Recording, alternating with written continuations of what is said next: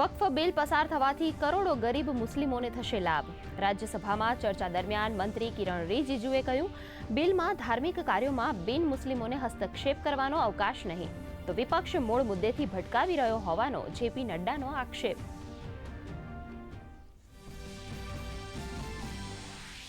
ગૃહમાં ચીન મુદ્દે વિવાદિત ટિપ્પણી કરવા બદલ વિપક્ષ નેતા રાહુલ ગાંધી સામે ભાજપ આકરા પાણીએ.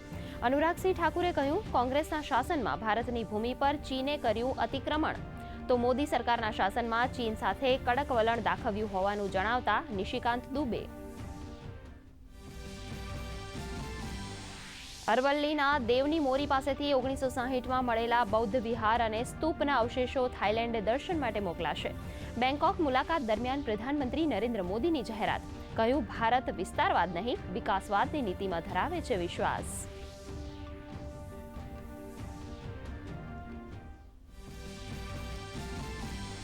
ભારત અને થાઇલેન્ડ વચ્ચે સૂક્ષ્મ, લઘુ અને મધ્યમ ઉદ્યોગો, હસ્તકળા, હસ્તવણાટ સહિત કુલ 6 ક્ષેત્રે થયા સમજૂતી કરાર.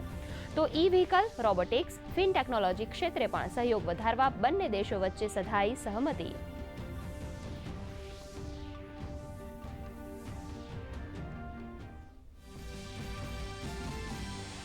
પીએમ જય યોજના અંતર્ગત સારવાર મેળવનાર 99% દર્દીઓએ આપ્યા સકારાત્મક પ્રતિભાવ. આરોગ્ય મંત્રી ઋષિકેશ પટેલે કહ્યું, ગત વર્ષે ગરીબ અને મધ્યમ વર્ગના લોકોની સારવાર પાછળ ખર્ચાયા ₹3,760 કરોડની રકમ. એન્જિયોપ્લાસ્ટીમાં ઉપયોગમાં લેવાતા સ્ટેન્ટના ભાવ હાલ પૂરતા મોકૂફ રખાયા. ગુજરાત પોલીસમાં ફરજ બજાવતા 262 એએસઆઈને પીએસઆઈ તરીકે અપાઈ બઢતી. છેલ્લા 15 મહિનામાં 7031 પોલીસ કર્મીઓને અપાયું પ્રમોશન. નિર્ણયથી રાજ્યના કાયદો અને વ્યવસ્થા તંત્રમાં આવશે વધુ મજબૂતાઈ.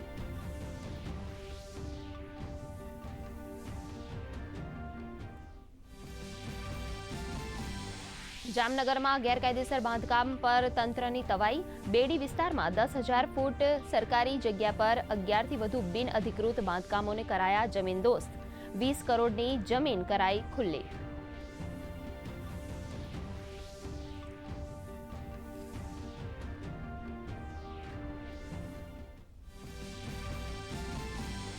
કેસર કેરી રસિકો માટે સારા સમાચાર. જૂનાગઢ માર્કેટિંગ યાર્ડમાં કેસર કેરીનું આગમન. એક જ દિવસમાં નોંધાઈ 200 થી 300 બોક્સની આવક.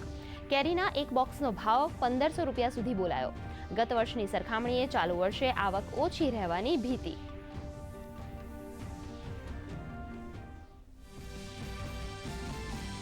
તો રાજ્યમાં હીટવેવની આગાહી વચ્ચે અનેક વિસ્તારોમાં વરસાદી માહોલ. ભુજ અને રાજકોટમાં ગરમીનો પારો 42 ડિગ્રીને પાર, તો અમદાવાદ અને ગાંધીનગર 40 ડિગ્રી ગરમીથી શેકાયા.